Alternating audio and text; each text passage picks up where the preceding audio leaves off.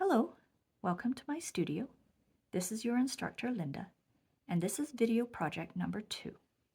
This video project is recommended to be done after you have completed video workshop number 3 on tight coil variations. The project we're going to be doing in this class are snowmen. The tools that are required for this class are your 4mm straight cut quilling paper in white, orange, and at least 2 other colors. You will also need some decorative elements for your snowman, such as crystals or half-circle cabochons. You will need your quilling glue, your quilling needle, as well as a silicone glue application brush. Now, if you don't have one of these reusable silicone application brushes, you can use a paintbrush. The other tools, while not strictly necessary, are very useful to have. They are your quilling clamps, your quick dry glue, scissors, stylus, tweezers, ring coil tool, dome mold, as well as crimper. So let's take a look at the quilling elements that comprise the snowman. The snowman is primarily made of tight coils and tight coil variations. The body itself, as well as the hat, is made of domed tight coils that are nestled into each other to make a sphere in the case of the head and the body. The nose is a spill. The base, the scarf, are ring coils. So let's begin the project. The formula for the snowman will be available for download on my website, so you can download it if you wish to do this project on your own later and need the formula. The formulas do not strictly have to be adhered to. You can change the proportions in order to make your snowman bigger or smaller as you want.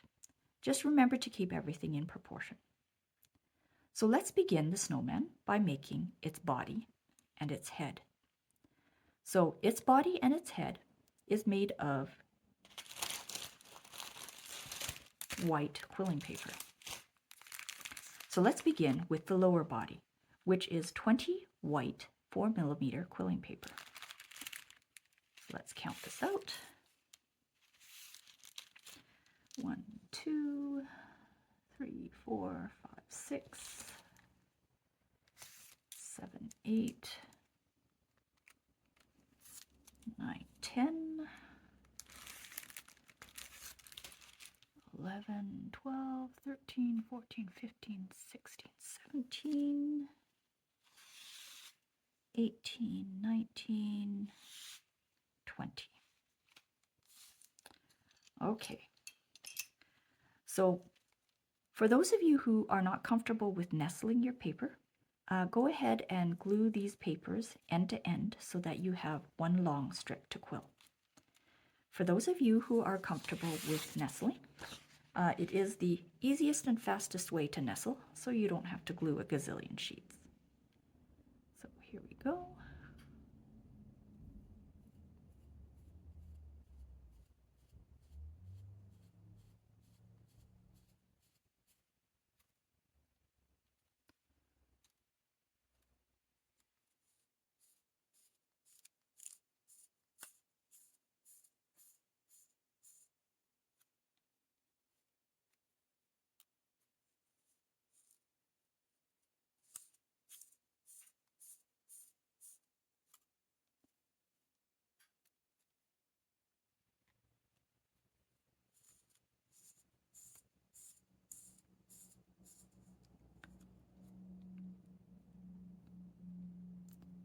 Snowmen are fun to do, and they make great gifts in the wintertime too.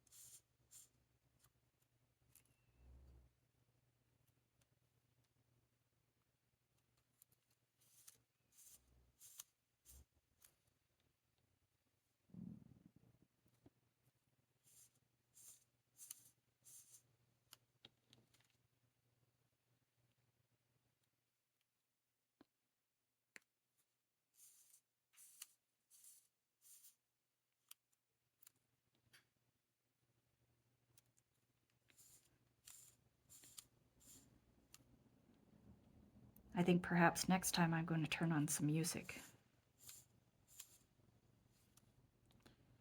You probably can't hear it on the video, but it is very snowy and blizzardy where I am. We've had the snow come down for about the last 2-3 weeks now.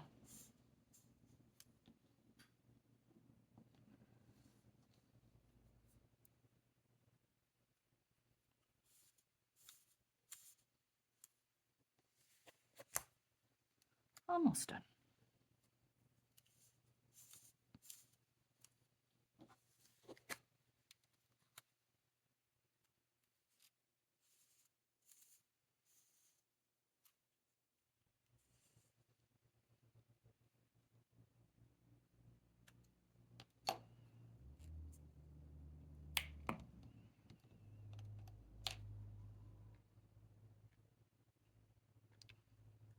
Okay, here we go. We've got our first tight coil done.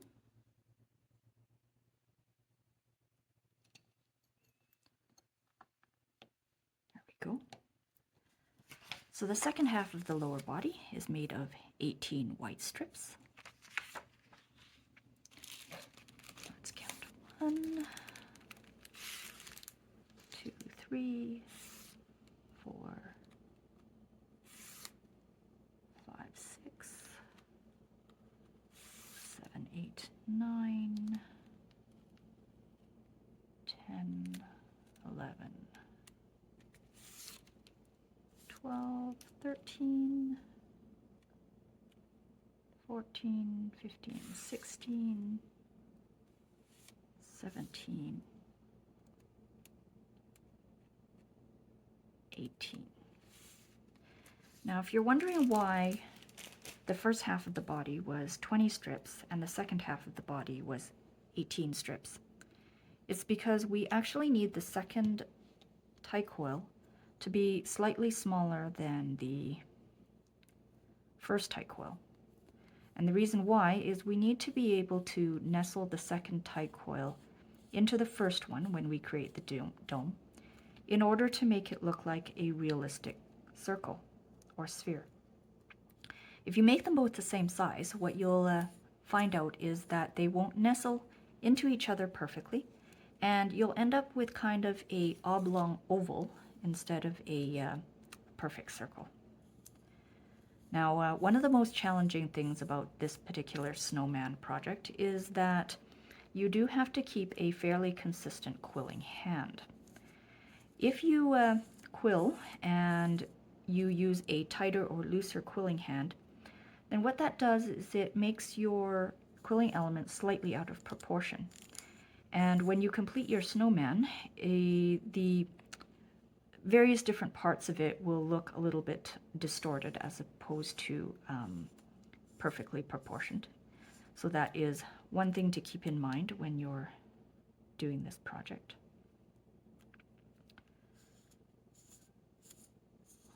Okay. For those of you who are not nestling and who are gluing your strips end to end into one long strip before coiling it, do make sure that you place your long strip of paper in such a way that it doesn't get tangled or stepped on, as I've done that before, where I've glued it end to end with one long strip, and then some person happened to be walking by my working area and stepped on my paper.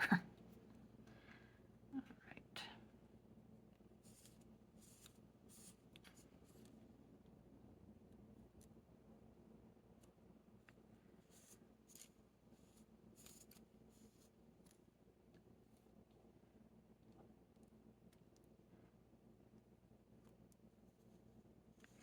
As the tight coil gets larger, it gets harder to keep on the needle. So do pay attention to make sure that your tight coil doesn't pop off the needle. Now the good thing is if it does pop off the needle and the quilling element, the tight coil is large enough, then you can keep it off the needle and just simply nestle it and turn it by hand. I do have a tool as well too, which is a tight coil adapter, which you can put on your needle to keep your coil from distorting. However, I'm not going to be using that crutch in this video. There we go.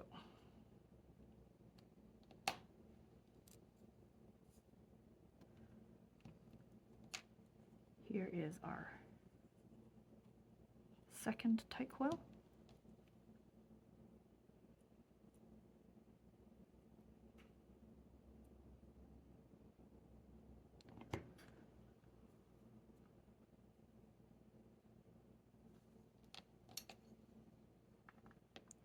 Okay, so before you go any further, do a quick visual check. Kind of put your tight coils against each other.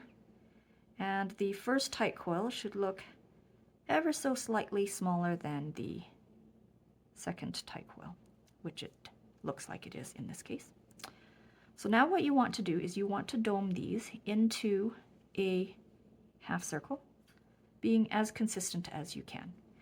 You can, of course, dome it with your fingers. However, I am going to make life easier, and I am going to use a dome mold. So in my previous video, I showed you how to properly use a dome mold. However, I will go over it again in this video. So there's a couple of ways that you can dome your quilling element using the dome mold. And that is to start with a larger dome and progressively getting smaller till you get to the size that you want. Now the reason we want to do this is because if we start right away with a smaller circle, then we could potentially pop out the center of the coil and everything will explode and you'll end up having to redo it again. So let's see if we've got this. No, I think that's too much. This is probably, yeah, that looks about like a half circle. So once you get it to approximately a half circle, then what we want to do is we want to apply the glue onto the inside of this half circle or dome. And the reason why we want to do that is to steady the quilling element so that it doesn't get squished or collapse as we assemble it or put it on display. So I'm going to use this reusable silicone application brush to spread the glue onto the inside of the tight coil. I really like having this silicone brush. It is one of the most frequently used tools that I have.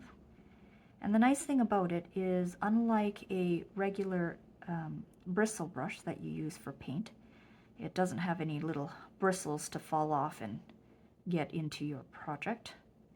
And the other thing as well too is when the glue starts to dry, then you can just simply pop off the glue from the silicone, as the glue does not stick to the silicone.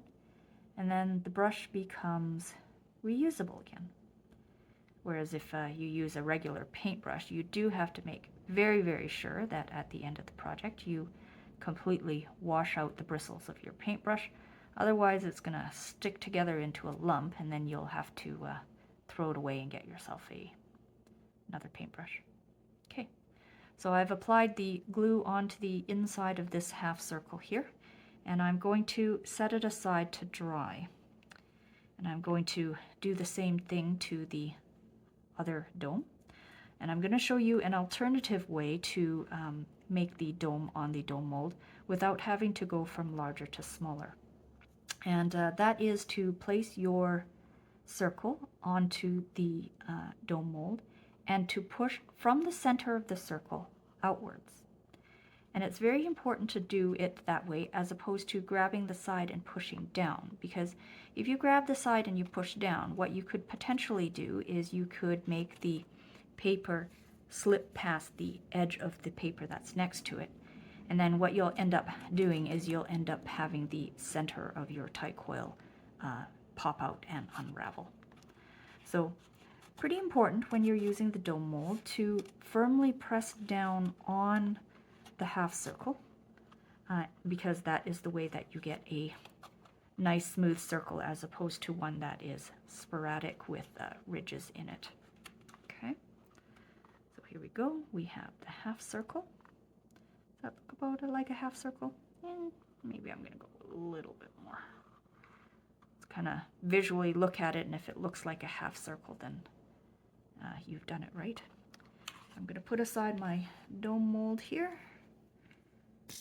Put some more glue on the inside of my circle.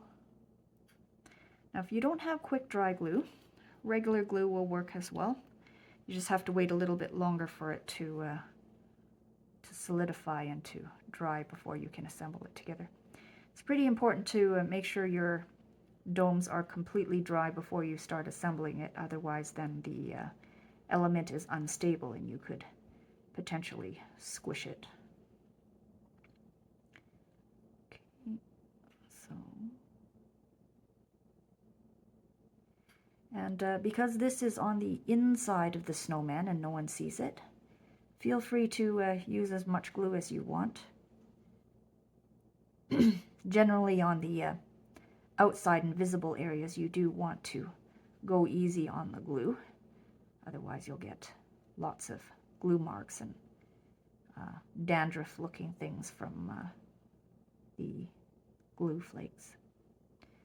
Okay, here we go. I'm going to put that half circle to the side to dry. So now we're going to be doing the same thing for the upper body, or the head of the snowman. And the upper body is 10 white in 4 millimeters and 8 white in 4 millimeters for the 2 halves of the head.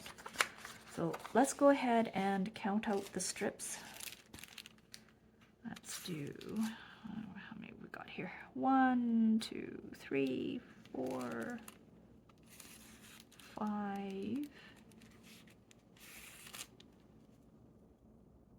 6, 7, 8, 9, 10. Okay.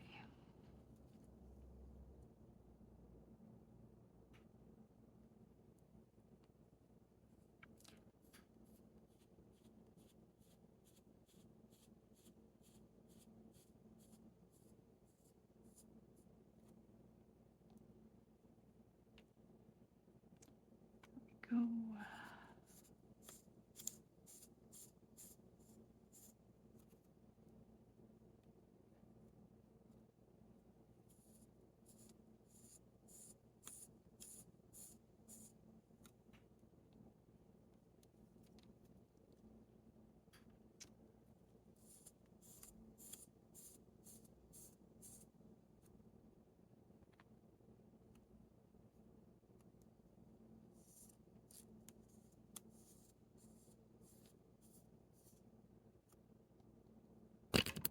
Oops.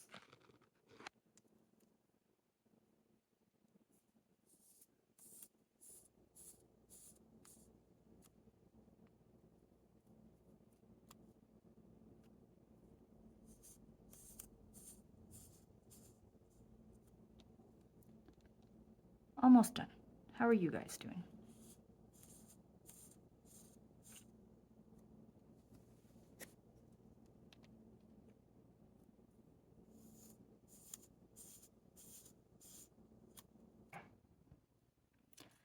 One more strip.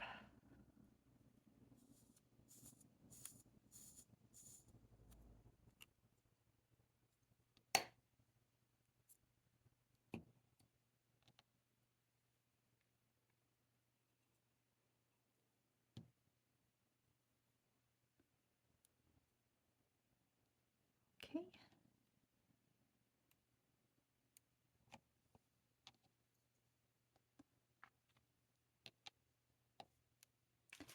So let's count out 8 strips. 1, 2, 3.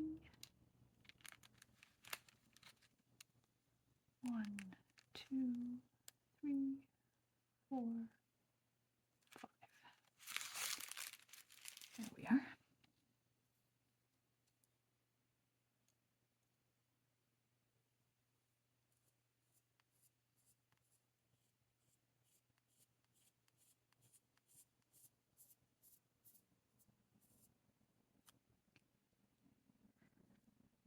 We did this snowman in my Christmas class this year.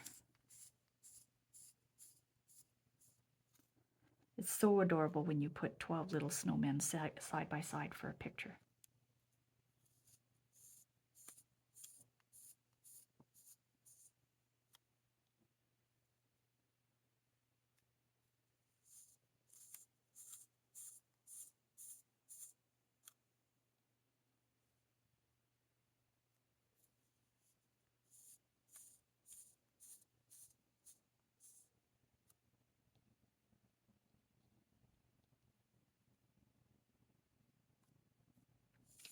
For those of you in my advanced class, feel free to change from the standard needle, like what I'm using here, to the fine point or ultra fine point needle.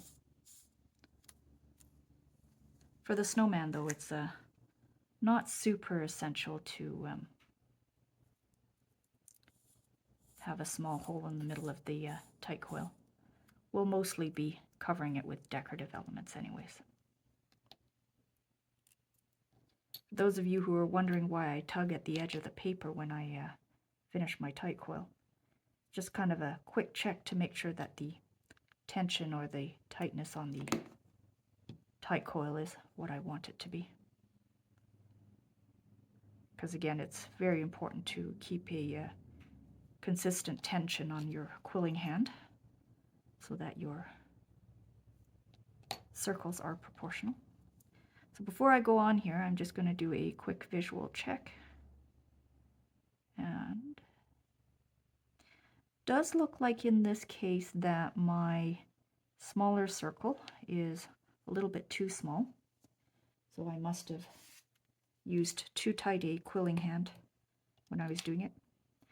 If this happens to you, then my recommendation is to add an additional strip of paper to bring it up to the diameter that you need it to be. And as you can see, since I've taken it off my needle, I'm just going to roll it by hand.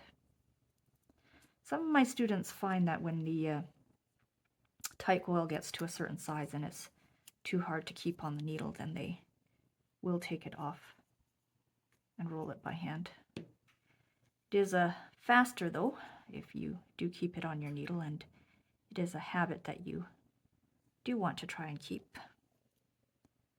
Okay, so I added one more additional strip here. Let's do a quick check.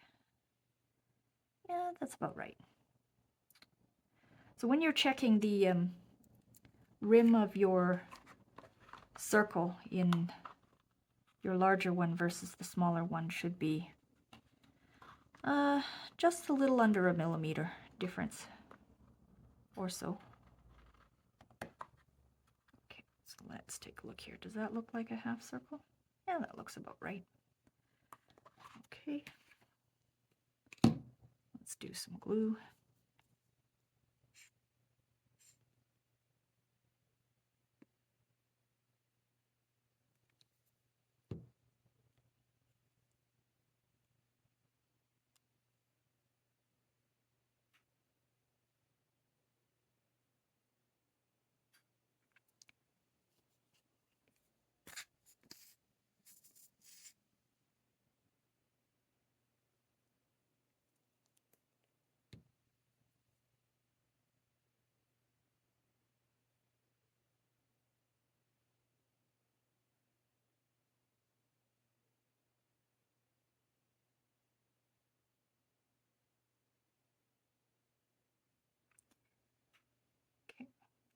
So I'm going to quickly pause here to show you my silicone brush. You can see after using it for a while, the glue has started to blob here. So you can just grab the dry part and pull it off. Usually when I'm doing this project on my own, I have 2 silicone brushes. One that I'm actively using to brush on the glue, and the other one to sit aside drying so that I can pull off the glue and then use it without all the glue blobbing. In this project, it doesn't matter as much if your glue does blob a little bit because it's on the inside and no one sees it anyways. But if you're applying it, say, for example, on the inside of a mushroom in the mushroom garden project. Mushroom garden is going to be a video project number 3 for any of you that are curious. Okay. When you're applying the glue, do make sure that you get it over the entire surface of the inside without missing patches. The missing patches can make the snowman move or distort where the paper has the freedom to move. Okay, I'm gonna put that aside.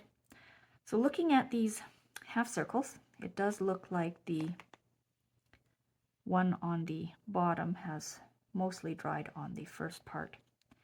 Still a little bit wet and tacky here for the second part, so I'm just going to leave that aside to dry. And while that's drying, I'm actually going to make the base of the snowman. So the base of the snowman right here is not strictly necessary, but if you don't have a curved display to put your snowman on, it will tip over, so the base is a good idea. So the base is a ring coil, essentially, okay? And the size of the base can be whichever size you want, depending on how large a base or how stable you need your project to be. So I do recommend the base to be at least 5 strips or more, and you can use the 4mm or the 6mm base. And the 4 or the 6mm base does change slightly the appearance of the base. If you want a slimmer, kind of less obtrusive base, then use the 4mm. If you want a little bit of a thicker, more noticeable base and a more stable base, then go ahead and use the 6mm. Okay, so the 6mm paper is what I'm going to use in this project, and I'm just going to pull out a bunch of them. I'm going to check, it looks like it's more than 5, good. Okay, so this is where your ring coil tool becomes very handy. I am using a 15mm diameter ring coil tool.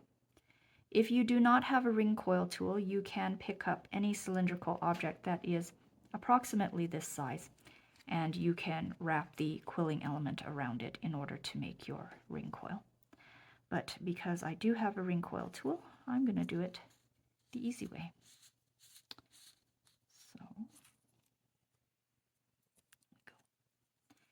you can use a different size other than the 15mm, of course. As the only requirement is the size has to be big enough for the round bottom of the snowman to rest on it without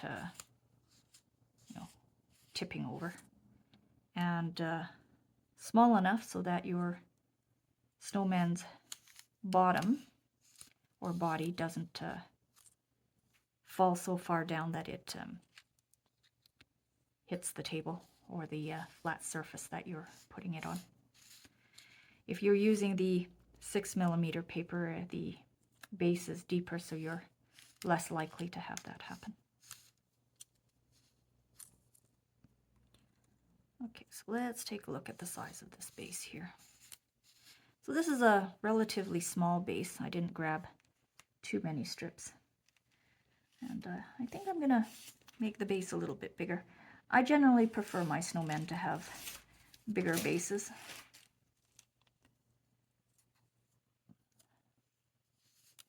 Looks like I dropped one of my packages of paper on the floor, so I may have to pause at some point to go grab it.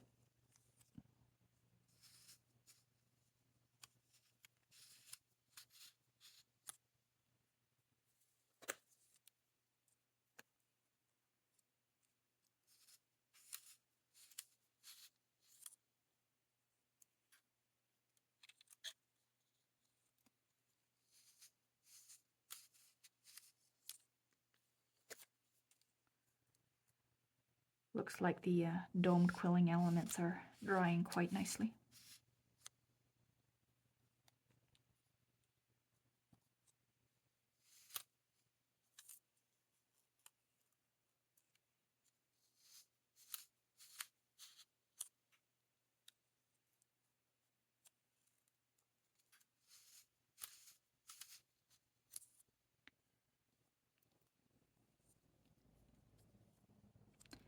For those of you who have my extra long quilling paper, if you have the extra long quilling paper, it does make it easier. You don't have to stop to nestle quite as frequently, and if you're gluing them end to end, you don't have to glue as many sheets. The extra long quilling paper is 4 times longer than the standard quilling paper. So if you're using the extra long quilling paper, just take all the numbers in the formula and divide by 4.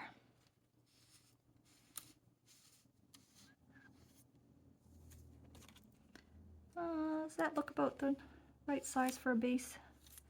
Yeah, I think so. That looks like a good size for a base.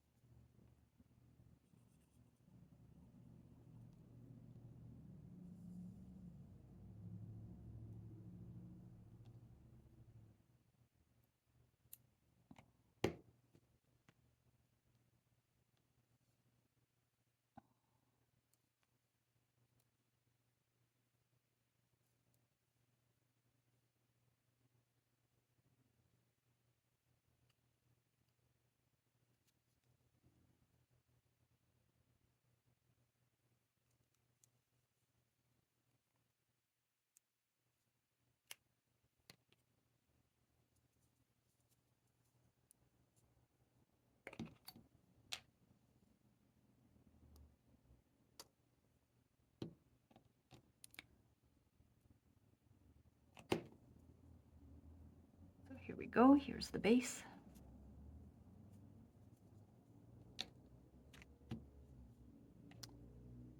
Okay. So I'm going to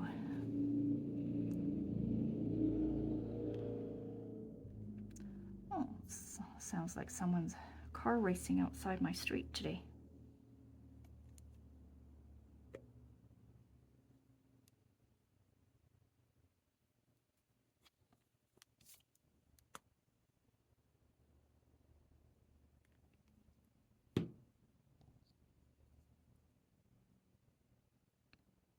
When the glue dries, you can just peel it off.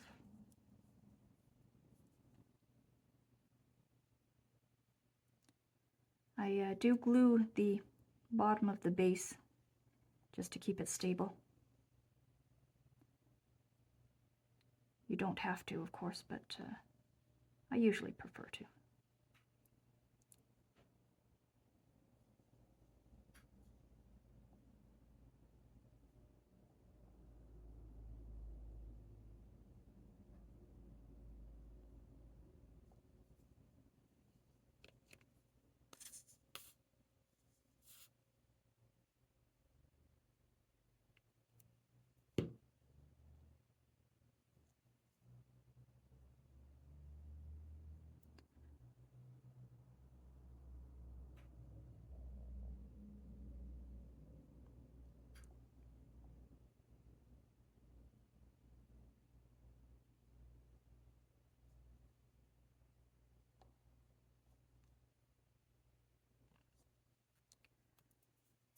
Okay.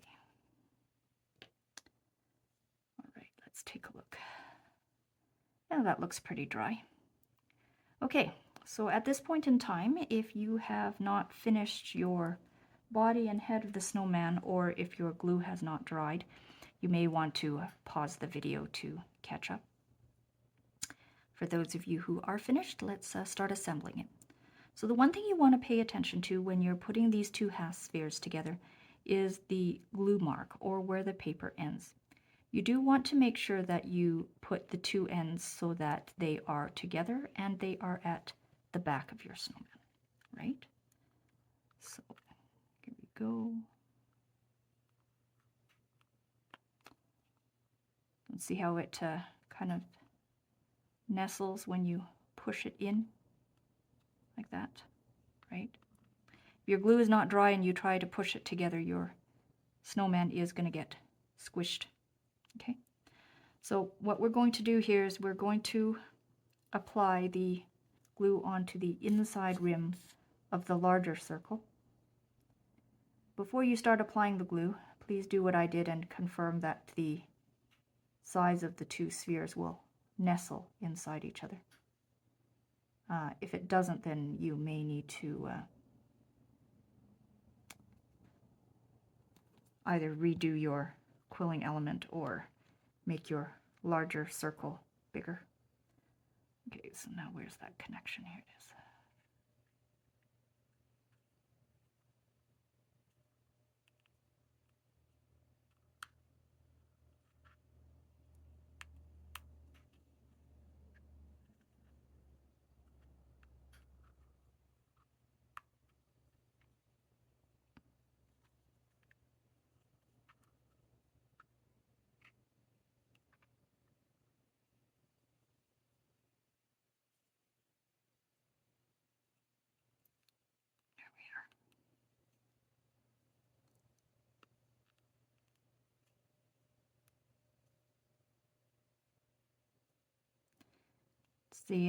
One of my students asked me, well, what if I made the smaller sphere smaller so that it's easier to nestle rather than having to push in?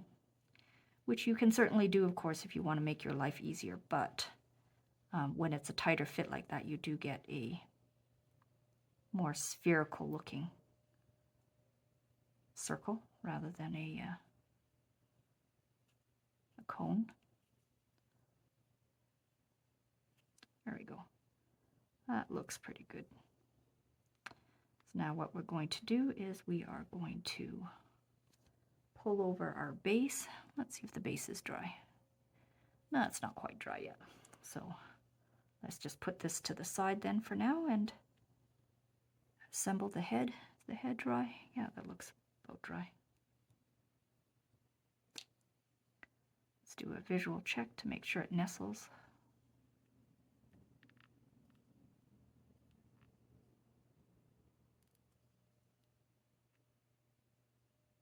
Okay.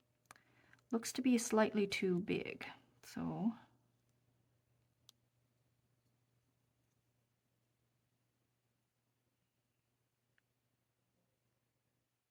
it might be okay. Yeah, okay.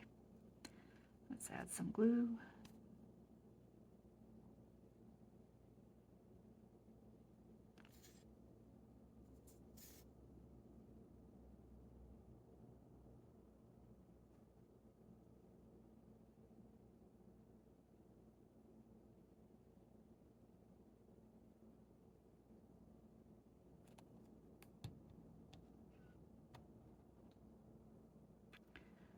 Let's find our connection points. Where are they? There it is. There. Okay.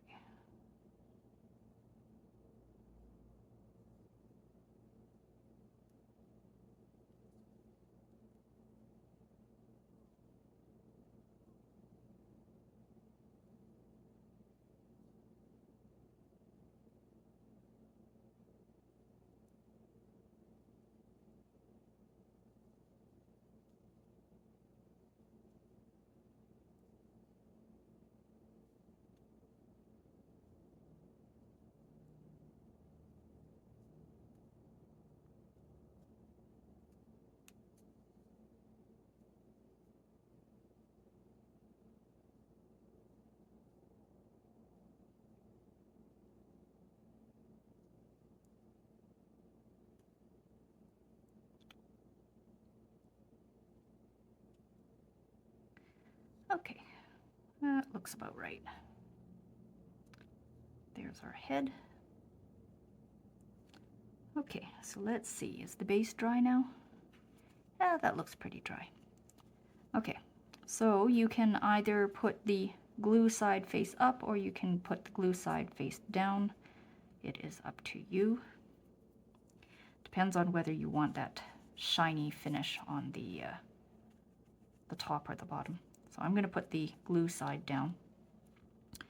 So the head, or sorry, the body is going to go down onto the base.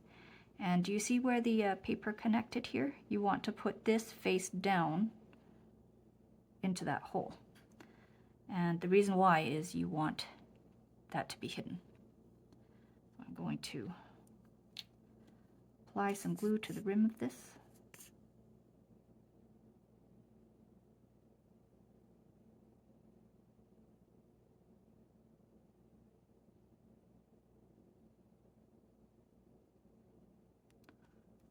Okay.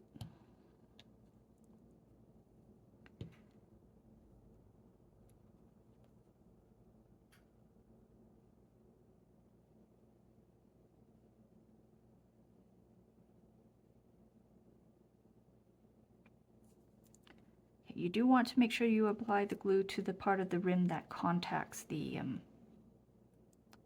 belly of the snowman.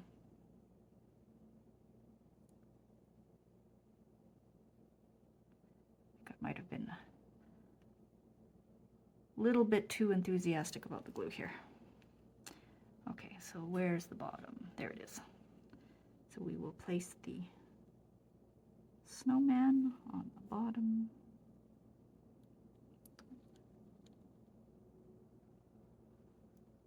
There. So another thing to look for is this connection here on the base where the paper ends. You want to turn it to the back of the snowman so that people don't see the connection when it's faced forward. Okay, so we're going to leave this base and body to dry because it does need to solidify before we make the scarf and attach the head to the snowman. Okay, so while we're waiting here, let's go ahead and make our toque. And for those of you who are not Canadian and don't know what a toque is a tight-fitting type of winter hat that we wear when it gets really cold here. So that's what the toque looks like. Okay. Alternatively, you can make a different decorative hat. I'll show you how to do both. Okay, so we're going to make the toque. So it's going to be 5 to 6 strips of any color in 4 millimeters, right? And we want about a quarter strip of fringe paper if you want to make the little puff for the hat. Now if you're making a regular toque without the puff, you want to make it a tight coil. If you want to make the little toque, then you actually need to make a ring coil because there has to be a hole in the middle for us to place the little pom-pom. So let's begin just by making a regular toque. So I am going to make it in, should I make it in dark blue or light blue?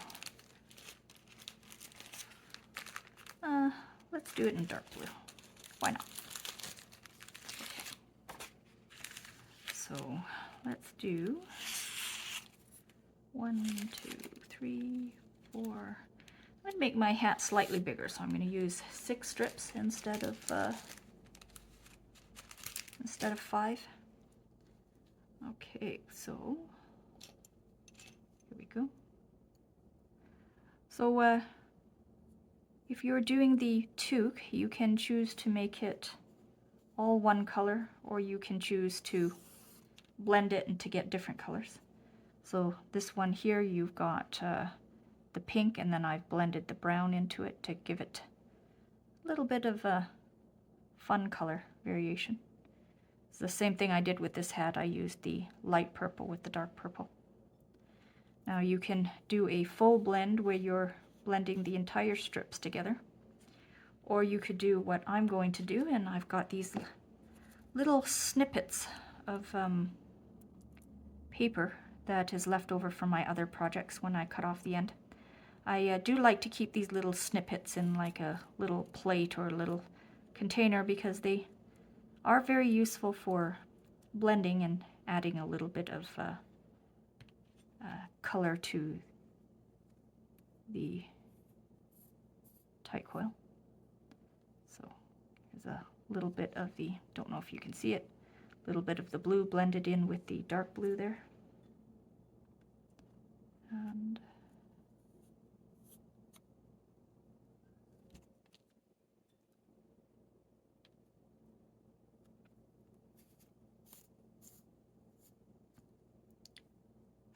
another snippet.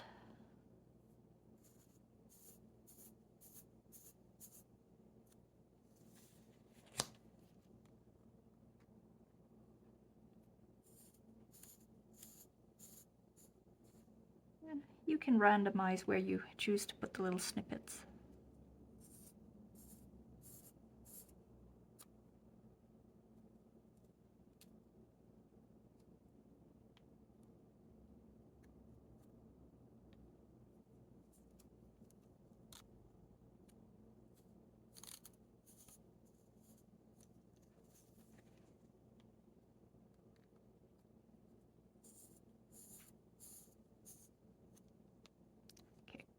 So if we take a look at here, you can see the light blue blended in with the dark blue.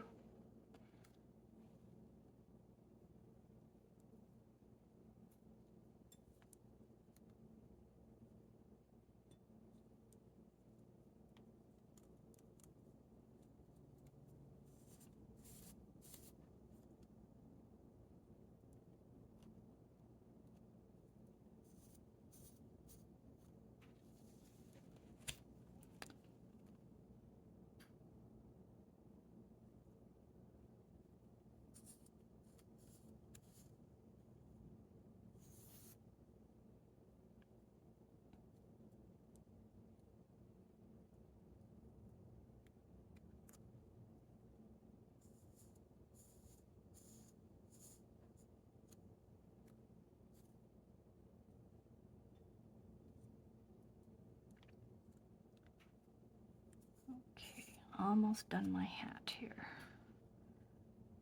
Okay.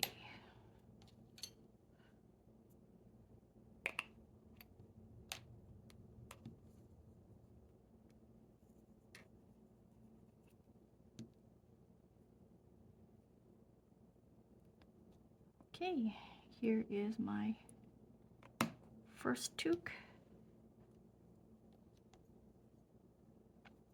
So if you take a look at this toque, you can see you've got some light blue blended in randomly with the dark blue. Okay.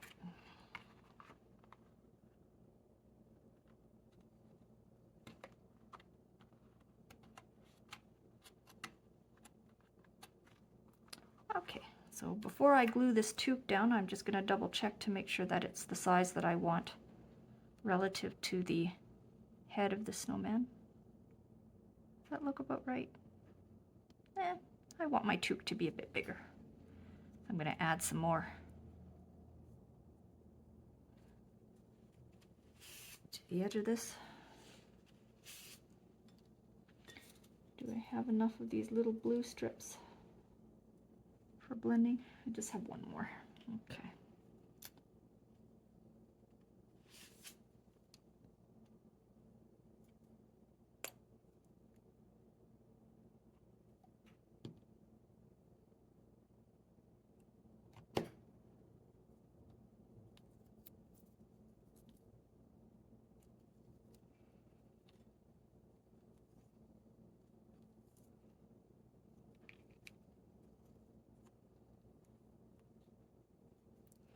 I've watched videos before for quillers that actually quill with no tools other than their hand, paper, and some glue.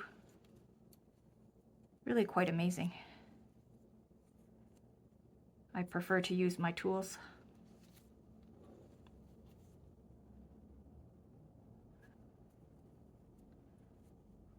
But sometimes quilling by hand is useful, like in this instance here.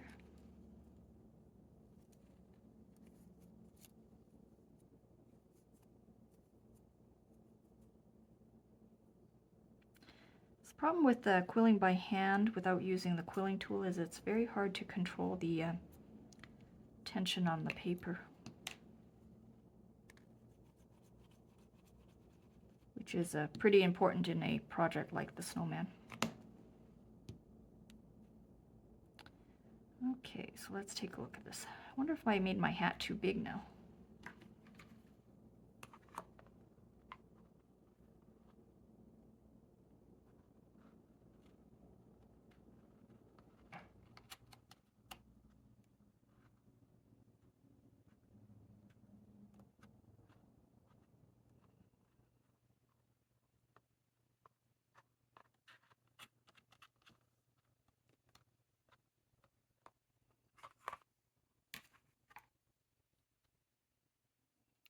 See, when you dome the hat, you see the little bits of the other color show through on the hat. Let's take a look here. Oh yeah, my big snowman hat. It's probably a bit bigger than I want, but that's okay.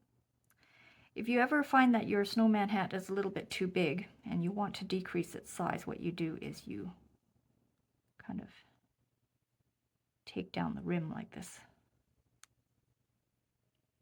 Pinch it down.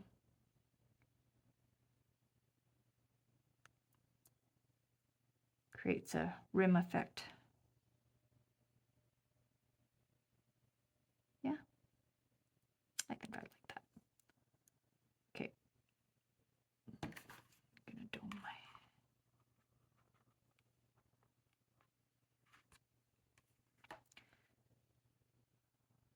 Okay.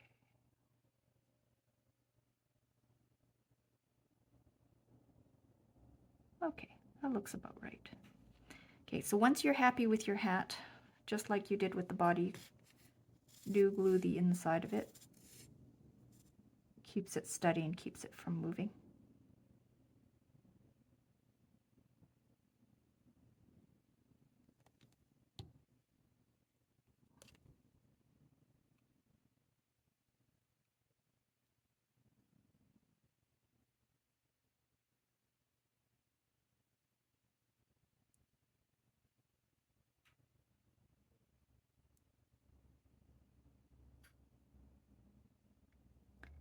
And if you've put a rim on your hat like I have for this hat, don't forget to apply the glue on the rim.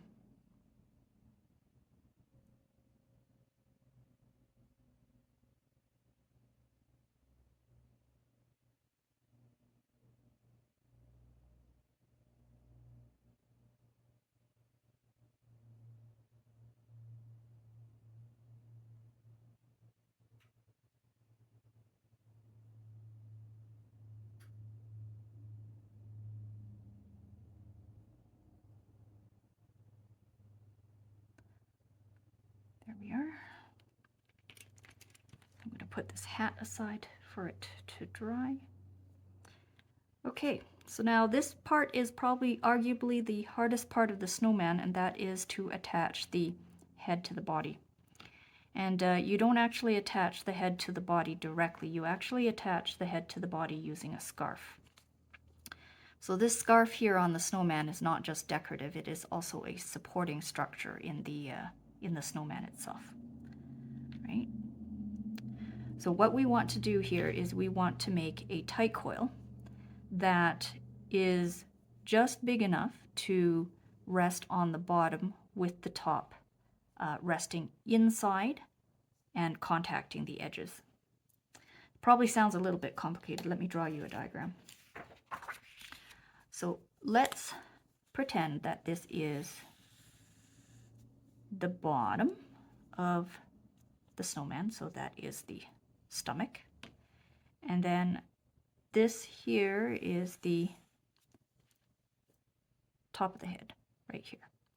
So what the scarf needs to do is it needs to contact the head and the body like this, right? Without the body being too big.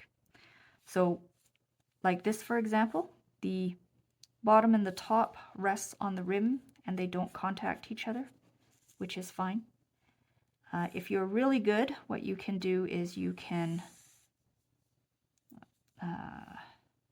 do it so that the bottom and the top touch exactly like this. Scarf like that, right? That is fine too. This is fine too. What you don't want is you don't want the bottom and the top to touch, but your scarf is way out here, so that these two edges don't contact, right? Better to be like this with a little bit of a gap, because you will be filling this scarf here on the inside with glue anyways to hold it together. Okay. So for my particular snowman, with the proportions that I have made it, the 15mm happens to be the exact size that you want for the scarf. Now if you want, you can crimp the scarf as well using the cripper, right? Kind of adds a little bit of texture and fun to the scarf. Okay, so the scarf is actually 2 parts. It doesn't look like it in this snowman, but it is actually 2 parts. The tight coil on the inside and the little decorative hanging piece are actually 2 separate pieces. Okay, so let's take a look at our snowman, and let's do a bright blue scarf. So I'm going to crimp it.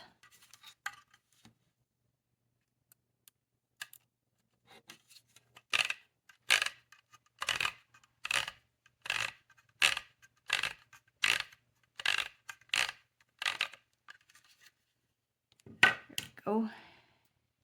Gives it a little bit of texture. And you want to make a ring coil out of it. So I'm going to pop it into my ring coil tool. 1 strip is generally enough for the scarf, but if you want a bit of a thicker scarf, you can use more than 1 strip.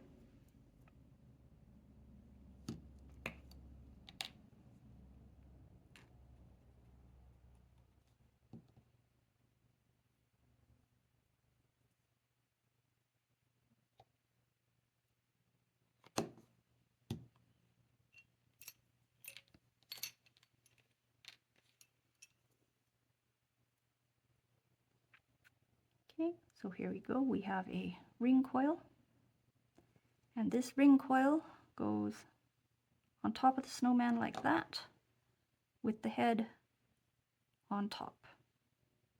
So it looks like that. See? So in this case, 15mm is exactly the right ring coil size for this proportion of head. This formula right here.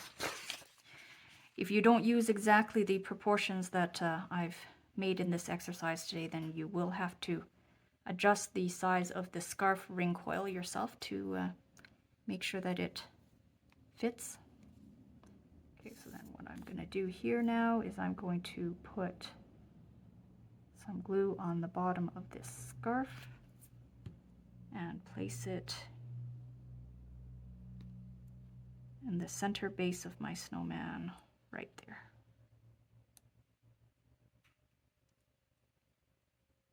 Okay, and then I'm going to place glue on the inside here, and also on the rim of the scarf where it contacts the head. There we go. All right, so again, make sure that the connections here on the head go face down into the scarf so that it is hidden.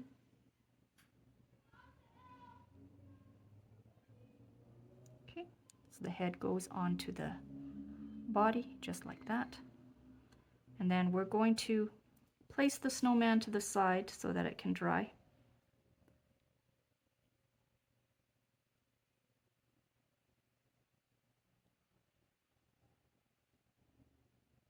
There we go. So back to the toque, I'm going to show you a few different variations of it. So this one is your regular one, like that. I'm also going to show you the one with the pom-pom as well too. So one with the pom-pom is same kind of theory, except you want to do a ring coil instead of a tight coil, so that it has a hole in the middle for the pom-pom to go into. Now if you have the smaller ring coil tool, which you need either the 8mm or the 10mm, then you can use the ring coil to make the ring coil tool. If you don't have one of those, I'm going to show you how to do it using a cylindrical object. In this case, I'm going to use the base of my quilling needle here. Okay, so basically what you want to do is you want to wrap the paper around your quilling needle like this. Right. Ring coil tool is far easier to use.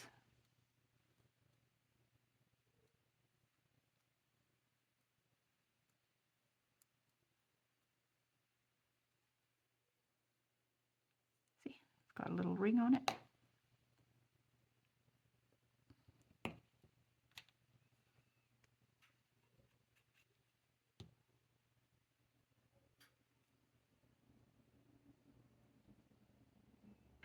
Okay.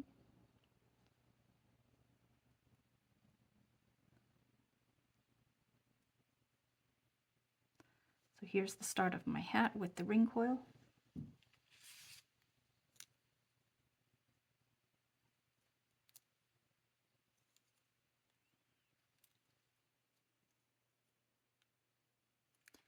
And this one, let's mix in some bronze colors, shall we?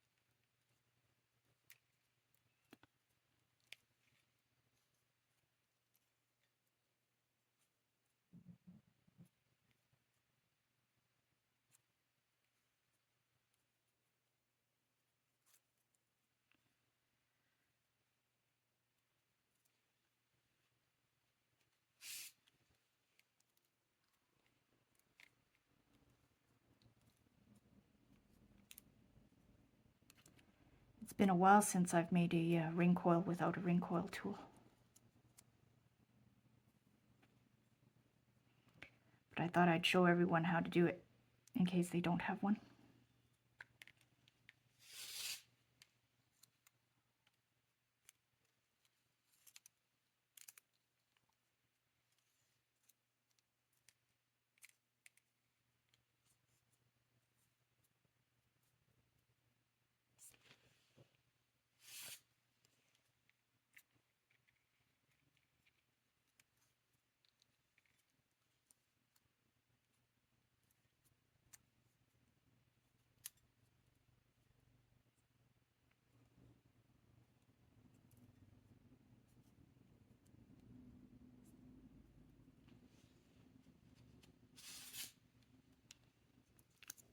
Okay, how big is my hat?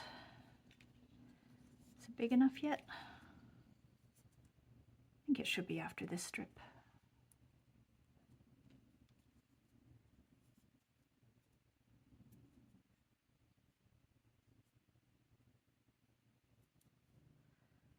Oh, that looks about right.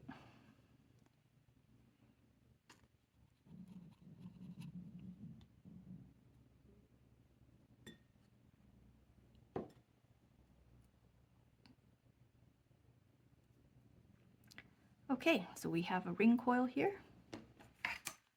Let's dome it.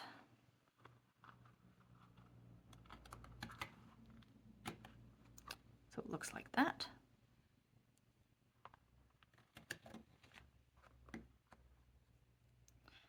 Brown doesn't show very much on this blue.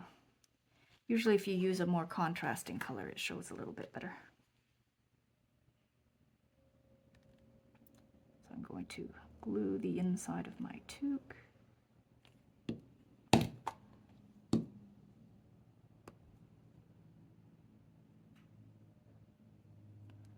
This quick dry glue dries very quickly. I suppose that's what it's supposed to do, right? Okay.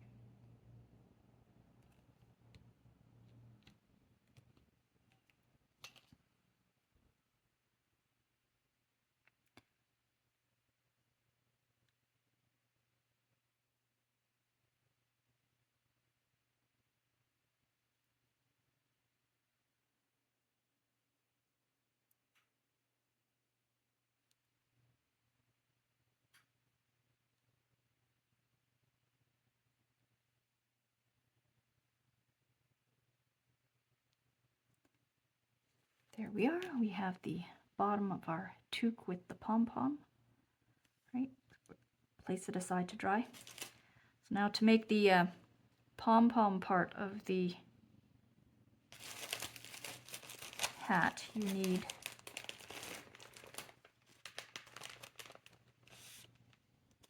one of these.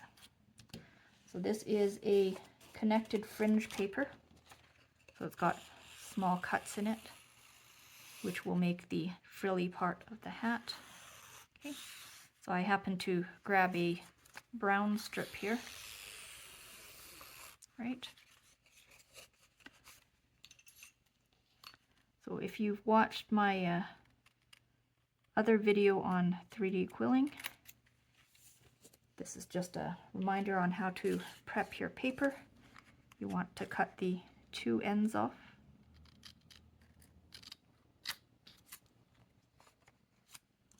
Right.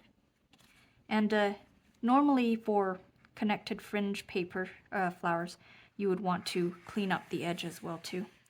In this case, it doesn't really matter because the this part here is going to go into the hat anyway, so you won't see it and it doesn't matter how big it is. So what we want to do is we want to cut this paper in half to release the fringes, right? And if you have more than one color, you can also blend the fringe of the hat. So this one here, for example, I've blended light purple with dark purple. So this one here, I think maybe I will blend brown and maybe copper. Brown and copper? Yeah, let's do that. Okay, so we cut the connected fringe paper in half to release the frills.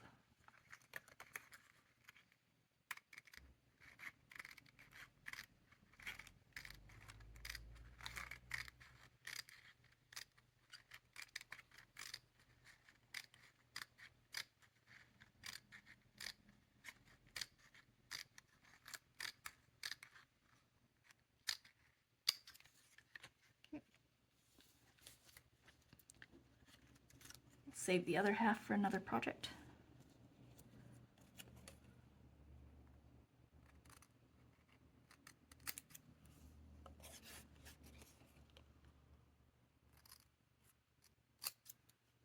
Okay, so I'm not going to do a complete blend here. I'm not going to use the whole strip of copper, I'm just going to use about half.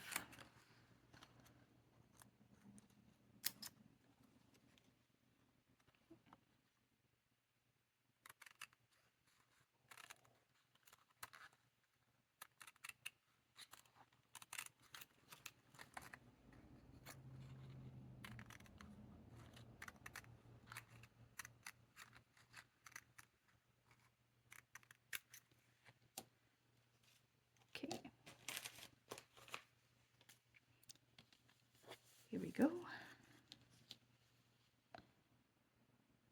So the fringe is also a tight coil.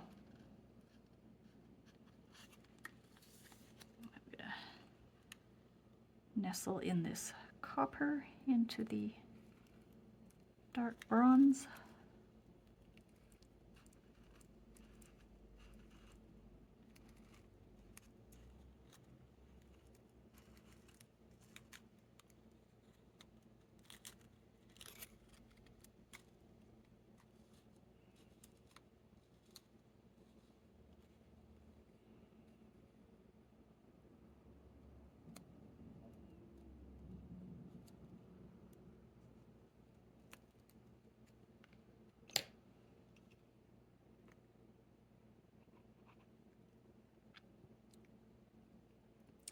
So if you use the entire strip, you'll get a very dense pom-pom.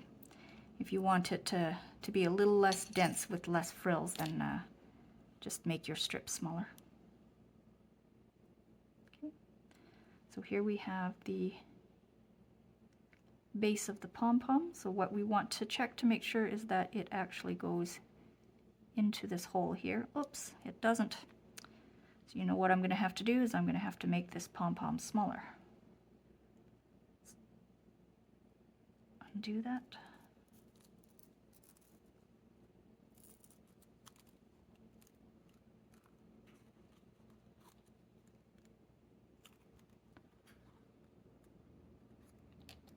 Let's take out some of this.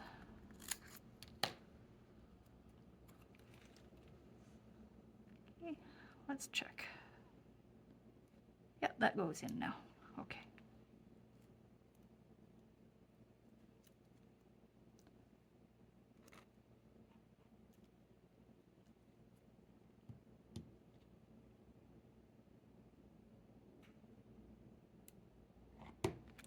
Okay, so now you take this fringe tight coil and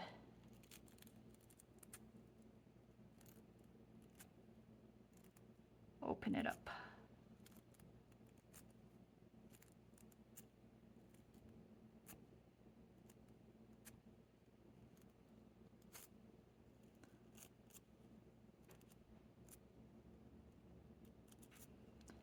You do want to make sure that you completely spread out the pom-pom before you put it into the hat, because once you put it into the hat, it's very hard to spread.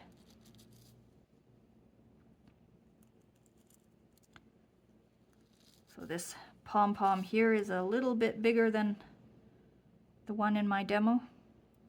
So if you had wanted the pom-pom smaller, then you just cut the connective fringe paper a little bit smaller. But that's okay. Let's have a big pom-pom for this one.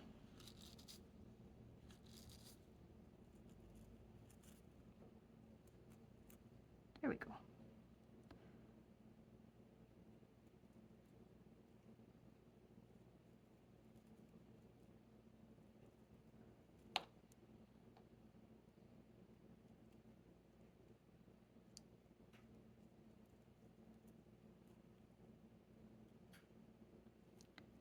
Did this not connect? I thought I double checked the size. Okay. Let's make it even smaller, Linda.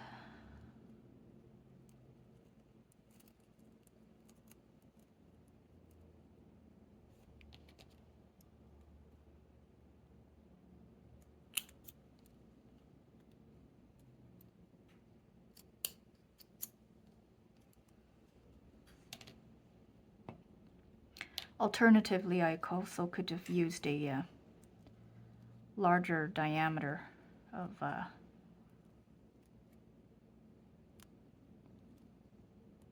base to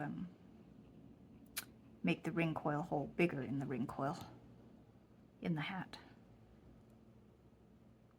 Okay.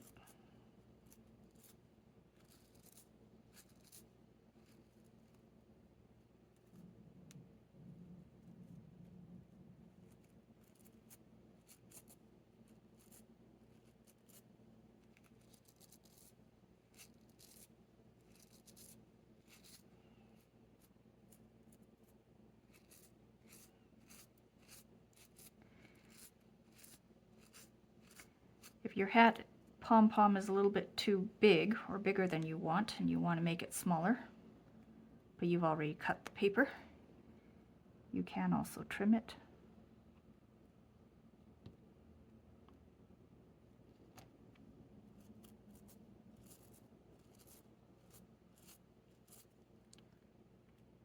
I'm going to trim my hat a little bit.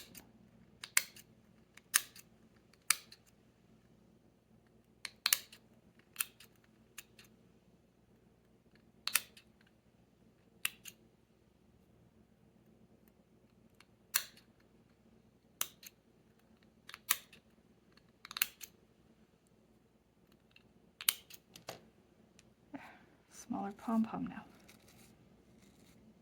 And little sparkly bits of paper everywhere.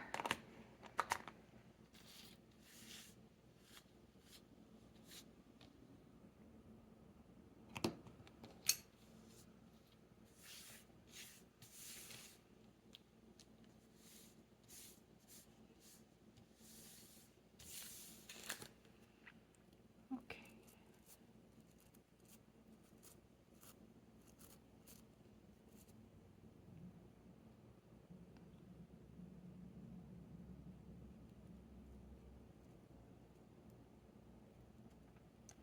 There we go. Fits into the hat. Good.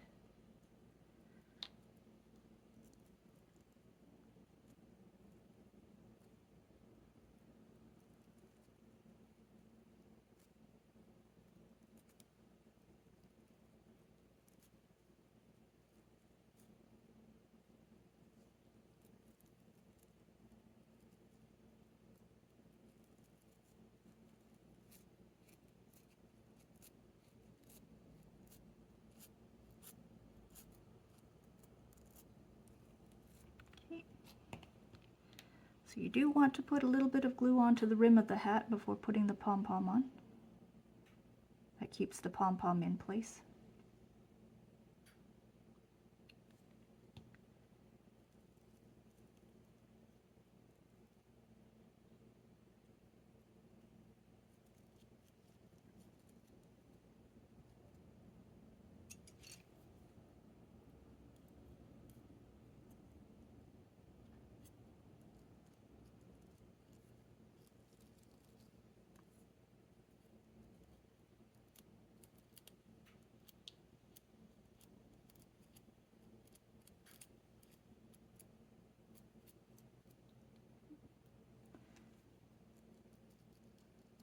So there's your little toque with the pom-pom on it.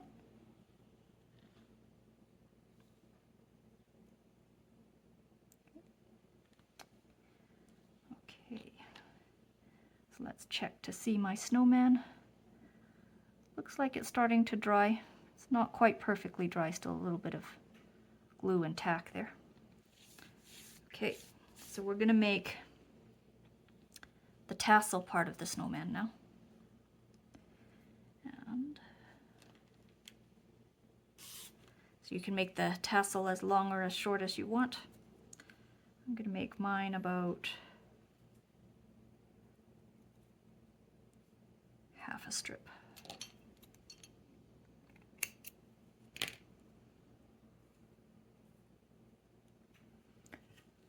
Let's crimp it.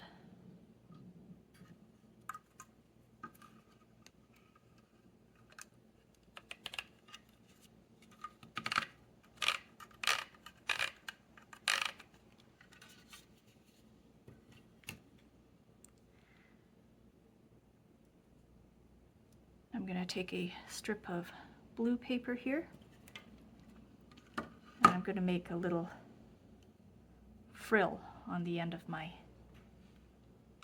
scarf.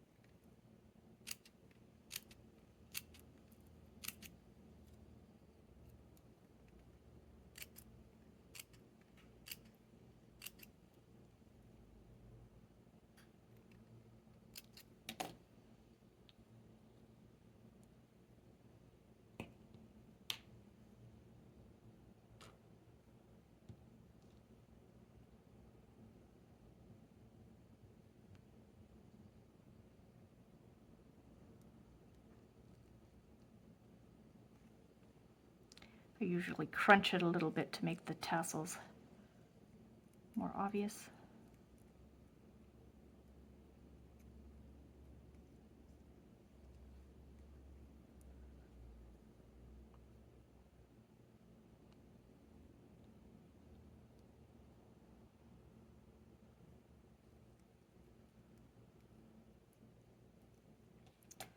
There we go.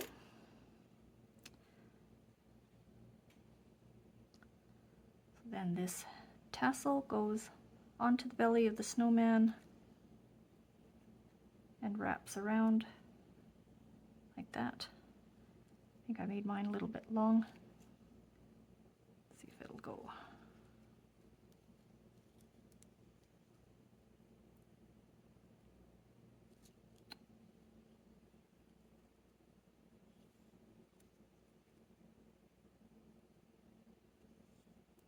Okay, I'm going to make mine look like that. Okay, So here's a trick.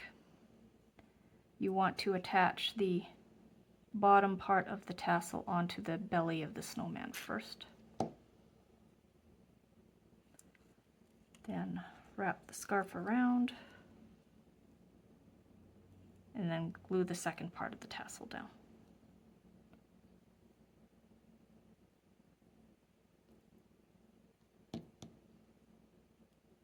Like that.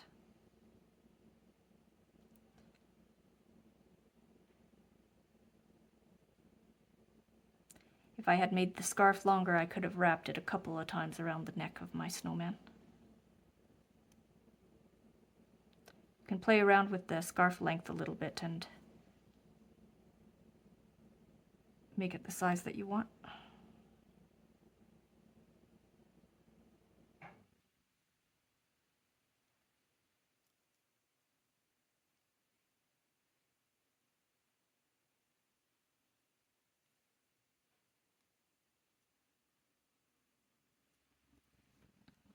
So you can keep your scarf plain, or you can do what I did here and you can put a decorative element onto your scarf. I think I'm going to put a decorative element onto this scarf.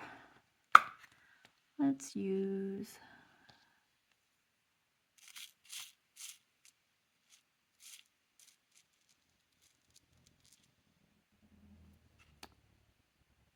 this blue right here.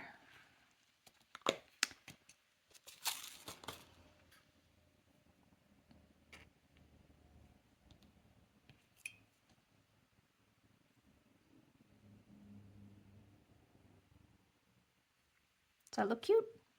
I think that looks cute. Now, in some of my snowmen, I have put little decorative buttons here, right? Should I do that for this one? Yeah, I'm going to keep it plain. Yeah? Okay. All right, so now we need to check to see if the hat can go on yet.